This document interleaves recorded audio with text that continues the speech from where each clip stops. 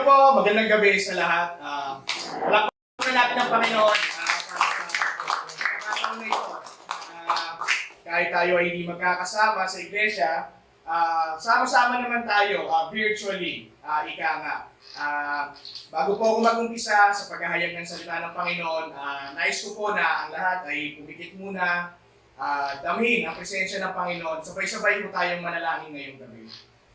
Aming Amang nasa langit, pinapupurihan ka namin, Ama. Yes. Pinapasalamatan ka namin sa pagkakataong ito na ginamit mo ako bilang iyong instrumento na maihayag ang iyong salita sa aming kongregasyon. Ama, hindi man ito ang setup na aming nakasanayan, pinagpapasalamat namin ito sa iyo dahil meron at merong paraan para maihayag ang iyong salita sa iyong mga anak. At merong paraan para kami magkatipon-tipon. Ama, tanging ikaw lamang ang mapupurihan, maitaas, at mapasalamatan sa paghahayag ko ng iyong salita. Ito ang aking panalangin, ang aming panalangin sa pangalan ng Panginoong Hesus. Amen. Nakabahan ako. Ito ang aking unang pagkakataon na magbabahagi ng salita ng Panginoon sa prayer meeting at ito, naka-broadcast pa via live streaming, FB live streaming. Kaway-kaway naman dyan. Hindi ko kayo makita kaway na lang kayo sa wave sa comment section, team bahay, prayer meeting, 2020. Yun po, kamusta po ba ang bawat isa sa inyo dyan sa kanya-kanyang tahanan? Kaya po, gaya na kanina, we are strictly observing home quarantine dahil mula sa inilabas na executive order ng ating Office of the City Mayor. At ito, salamat sa pagkakataong ito na tayo ay magkakasama-sama sa pananalanginan. At ang ganda nito, yung mismong pamilya natin ang kasama natin na mananalangin. Buo tayo. We are bonded with prayers. Hindi ko na po patatagalin. Umpisa ko na po ang paghahayag ng salita ng Panginoon ngayong gabi. At bago po ang lahat, sana po hawak niyo inyong mga Biblia para mas madali nating makikita yung salita ng Diyos na ating aralin ngayong gabi. So, yun. Base sa title natin ngayong gabi, Choose Gentle. Ayan ang nakita kong ang naisip kong ipamagat para sa ating pag-aaral ngayong gabi. Marahil, familiar sa inyo itong phrase na to, choose gentle. Actually, ginamit siya ng Johnson & Johnson's before. So, sa mga consumer ng Johnson & Johnson's, hindi ako nag-advertise yun, ginamit nila ito sa baby oil, lotion, soap, choose gentle. So, when it comes to choosing a product, syempre, ikaw bilang isang consumer, you will choose what's gentle. So, makibukas po tayo sa ating mga Biblia sa Matthew 11, chapter 11, verse 28 to 30. Sige po, buksan niyo po yung inyong mga Biblia at sabay-sabay po natin basahin ito ngayon. Sabi po sa salita ng Panginoon, if you are tired from carrying heavy burdens, come to me. It was at this time na si Lord Jesus ang nagsasalita. And I will give you rest. Take the yoke I give you, put it on your shoulders, and learn from me. I am gentle and humble, and you will find rest. This yoke is easy to bear, and this burden is light. Amen. So sa Tagalog na pagsasalin mo, lumapit kayo sa akin. Ang Panginoong Hesus ang nagsasalita nito. Kayong lahat na napapagal at nabibigat ang lubha sa inyong pasalin at kayo'y pagpapahingahin ko. Pasalin ninyo ang aking pamatok at mag-aral kayo sa akin.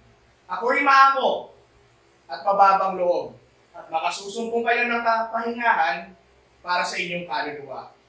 Sapagkat maginhawang dalhin ang aking pamatok at magaan ang pasaning ibibigay ko sa inyo. Amen. So, base sa mga hinighlight ko kanina na related sa aralin natin ngayong gabi, ang salitang gentle ay may pagsasali na maamo sa Tagalog. At lalo sa mga mahilig sa malalim na pananagago, na na-search ko ng gentle ay kasi kahulugan ng mabini. So, sa English, synonymous siya sa meek and kind. And when we talk about gentle, we also talk about gentleness. Gentleness, pagiging maamo, pagiging mabini. Sa sitwasyon natin ngayon, hindi maiiwasan na mapapagod tayo. Napapagod tayo. Physically, linis tayo ng linis, laba tayo ng laba to ensure na tayo ay free from virus or free from any kahit anong uri ng sakit. We get tired financially, panic buying. Sa mga may pang panic buying. And we also get tired emotionally and mentally because we panic. Wala na yung buying kasi we can only panic. Pero, ang mabuti kasi, bilang mga anak ng Diyos, meron tayong Ama na masusumpungan natin sa langit. Yes. So, ang tanong, how do we deal difficult situations with gentleness, or how are we promoting gentleness during these difficult times? So, may mga kaunting paksa lamang po akong nais i-share. At kung may notebook po kayo, mas mainam po. Maiksi lang po. Madali niyang maisusulat. So, unang paksa. Paksa ba? Tama? Unang punto. May problema sa connection. Okay. So, unang punto, why talk about it? Why are we going to promote gentleness during difficult times? Or why are we going to talk about gentleness during these hard situations? Unang punto, dahil ang ating Panginoong Jesus ay mabini, ay maamo. Jesus is gentle. Ayon sa Matthew 11 verse 29b, I am gentle and humble, and you will find rest. Amen. Bilang mga disipulo ng Panginoong Jesus, at siya bilang guro natin, sa Kanya tayo palagi at immediately lumalapit. Amen. Kapag tayo ay malungkot, tayo ay heavily burdened, dahil alam natin na ang Panginoong Jesus ay maamo. Amen. He is gentle. Yes. And nature ng isang tao to be drawn near sa mga gentle people. And nature din ng tao to reject hard people or harsh people. Naging kaibigan mo yung kaibigan mo dahil gentle siya sa'yo. Amen. Same thing sa naging kaaway mo, yung kaaway mo kasi harsh siya sa'yo. So yun ang isang bagay na nature ng tao. In addition, gentleness is impacting. It's influential, gentleness is persuasive and attractive. Amen. Sa iyo pong Biblia, sabahin niyo po ako sa Proverbs 16 verse 21. Good judgment proves that you are wise, and if you speak kindly, you can teach others. Amen. Highlight ko yung kindly. Kasi kanina nga, nung nagkaroon tayo ng paghahalin tulad, ang gentle is synonymous sa kind. Or magkasing kahulugan sila. Nagkaroon ba kayo ng karanasan na habang namimili kayo, bigla na lang kayong napabili kahit hindi nyo intensyon bumili? Amen. Yes. Maraming pagkakataon na napadaan ka lang, may pera kang extra, wala kang intensyon bumili pero bumili ka. Kasi merong mga salesman na gentle sa pananalita. Amen. Amen. Sila yung mga hindi mapalabok magsalita, pero mabini magsalita. Yes. Kaya hindi mo na kailangang magpabola ng husto. The way magsalita sila is nakukuha ka nila. Amen. Napapa-oo ka, nagkakaroon ka ng pangangailangan na bilhin mo to kahit hindi mo naman siya talaga kailangan bilhin during that time. May napanood nga ako sa Facebook nung nakaraan.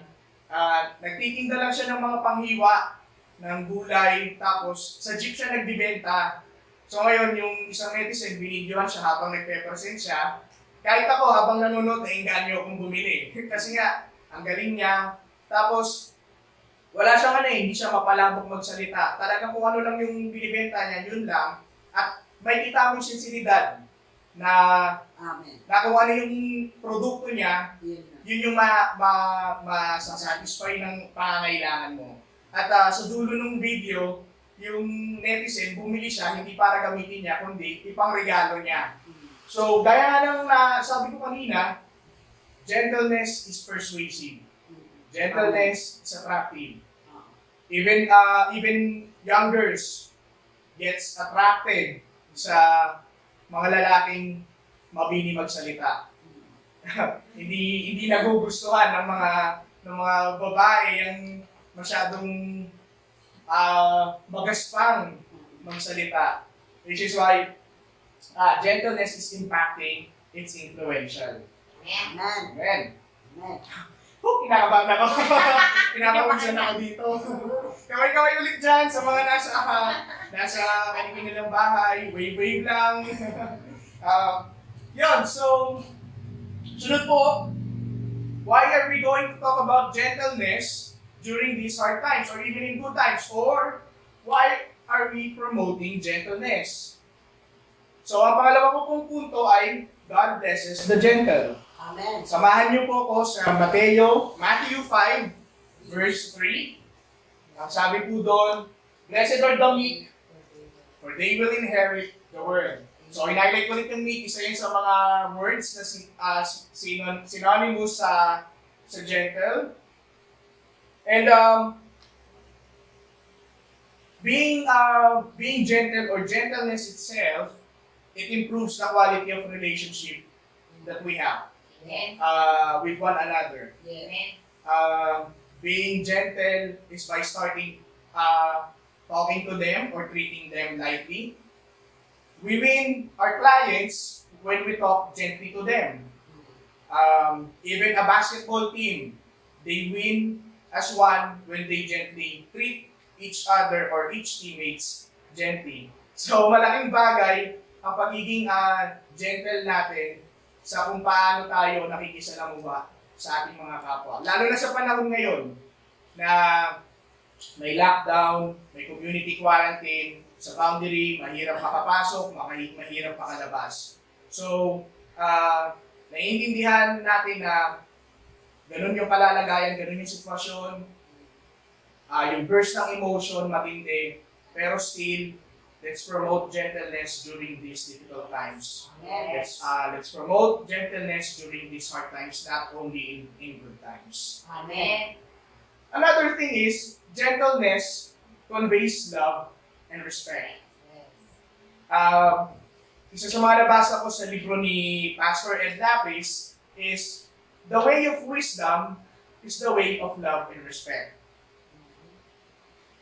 So, a gentle person, the words of a gentle person can have a bone-breaking power over a long period of time. Sino po ba sa inyo yung nakaranas na hindi mo naman binungangaan yung isang tao, hindi mo naman pinagdiinan yung gusto mo, pero sa maayos na pananalita, sa ayos na pagsasabi ay nakinig siya sa iyo.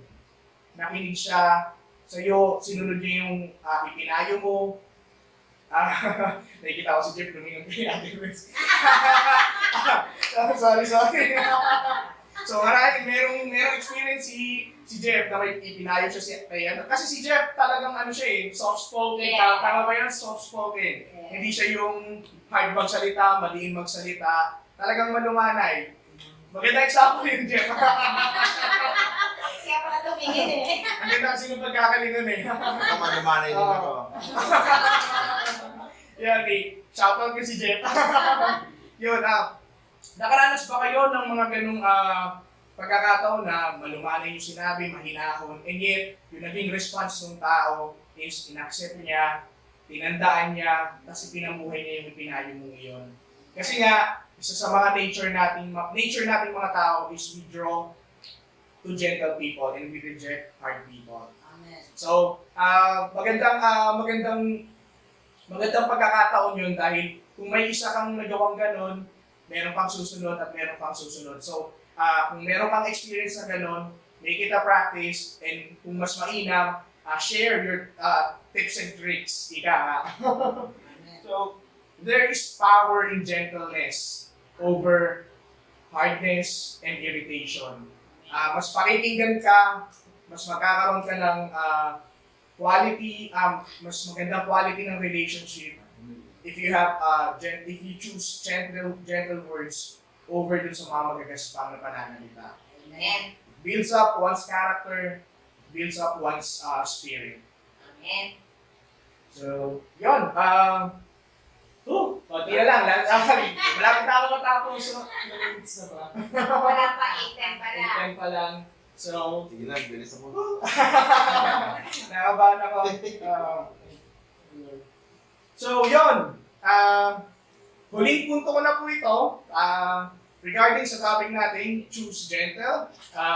On why do we have to promote gentleness during these difficult times, not only in good times. Amen. Why?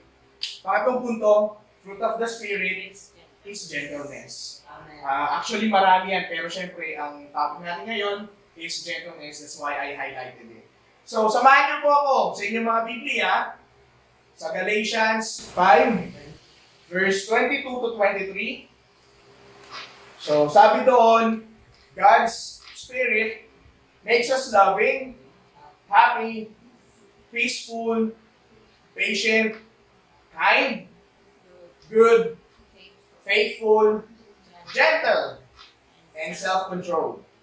There is no law against behaving in any of these ways. Amen. Gentleness is an evidence of God's Spirit in our life. Amen. Ang ating pananampalataya ay nag-uugat sa Panginoong Diyos, sa ating Amang nasa langit. Kung kaya't ang ibinubungan nito ay ang fruit of the Spirit, and part nun is gentleness. And having said that, gentleness, we cannot fake it. Gaya ng isang prutas sa puno, madidistinguish mo kung ano ang peke, peking mansanas, sa totoong mansanas. In addition, gentleness is a testimony. Amen. Samahan niyo po ako sa unang Pedro, kabanata 3, talatang 15. But in your hearts, revere Christ as Lord. Always be prepared to give an answer to everyone who asks you, to give the reason for the hope that you have, but do this with gentleness and respect. Amen. People who don't believe sa ating Panginoong Jesucristo ay hindi maniniwala na siya ay maamo, mabini, until makita nila ito sa atin. Amen. They won't believe that Jesus is gentle until they experience it in us. Ganon kalaking bagay ang piniplay natin bilang mga Kristiyano, and ganon kagandang goal bilang isang Kristiyano na habang narito tayo sa lupa ay we aim to be more like Christ. They will never know, or people who don't believe in our Lord Jesus Christ will never know that there is hope in their lives until they see that we have hope in our lives. Amen. Parang Hinebra. Hindi natin sasabihin never say die ang Hinebra kung ni minsan sa mga laro nila hindi natin nakitang nag-never say die talaga sila. Even sa mga lumang laro ng Hinebra, hindi ako Hinebra fan. I'm not promoting Hinebra din, pero lang ako. Kasi up to now, yung tagline nilang never say die is naipapamuhay nila. And people, Filipino basketball fans will never know that Hinebra is a never say die kind of a team kung hindi nila ginagawa yon at hindi nakikita ng fans or hindi nararanasan ng fans kapag nanonood ng live or even sa TV. So, sa akin pong pagkatapos, yun lamang po ang mga nais kong i-share na patungkol sa salita ng ating Panginoon regarding on how we promote gentleness, why we promote gentleness during these difficult times, not only in good times. So sa akin pong pagkatapos, gentleness makes us at peace. Gentleness makes us at rest. And gentleness makes us more Christ-like. Maraming salamat po sa Panginoon sa pagkakataon na ako'y ginamit niya upang maihayag ang kanyang salita. Palakpakan po natin ang ating Ama.